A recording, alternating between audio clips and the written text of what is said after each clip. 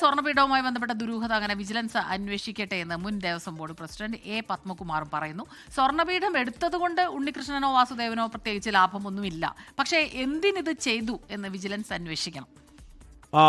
വിവാദമുണ്ടായ കാലത്തെ ദേവസ്വം പ്രസിഡന്റ് ആയിരുന്നു എ പത്മകുമാർ. അദ്ദേഹത്തിന്റെ വാക്കുകളിലേക്ക് ഇയാൾ ഈ കൈവശം വെച്ചിട്ട് എന്താണ് ഇങ്ങനെ പറഞ്ഞതെന്നുള്ളത് എനിക്ക് മനസ്സിലാകുന്നില്ല. ഇതിനകത്ത് വേറെ വലിയ ലാഭമുള്ള കേസൊന്നുമല്ല. എന്നുവെച്ചാൽ ആകെയുള്ളൊരു ഇതെന്ന് പറയുന്നത് ശബരിമല ക്ഷേത്രത്തിന് മുമ്പിലിരിക്കുന്ന ദ്വാരപാലകരുടെ ശില്പവുമായി ബന്ധപ്പെട്ട അതിൻ്റെ അടിയിലത്തെ പാളിയെന്ന് മാത്രമേ ഉള്ളൂ. എന്താ അതിനകത്ത് വേറെ ലാഭമൊന്നുമുള്ള കേസല്ല. പക്ഷേ എന്താ ഇങ്ങനെ പറഞ്ഞെന്ന് അറിഞ്ഞുകൂടാ.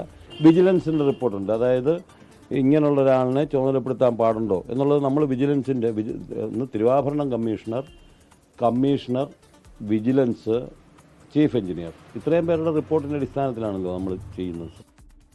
ലോകത്തെവിടെയായാലും ഏത് സമയത്തും 24 വാർത്തകളും ഓഗ്മെന്റഡ് റിയാലിറ്റി പാക്കേജുകളും എക്സ്പ്ലെയിനറുകളും വിശദമായി കാണാൻ ഞങ്ങളുടെ യൂട്യൂബ് ചാനൽ നിങ്ങൾക്ക് സബ്സ്ക്രൈബ് ചെയ്യാം.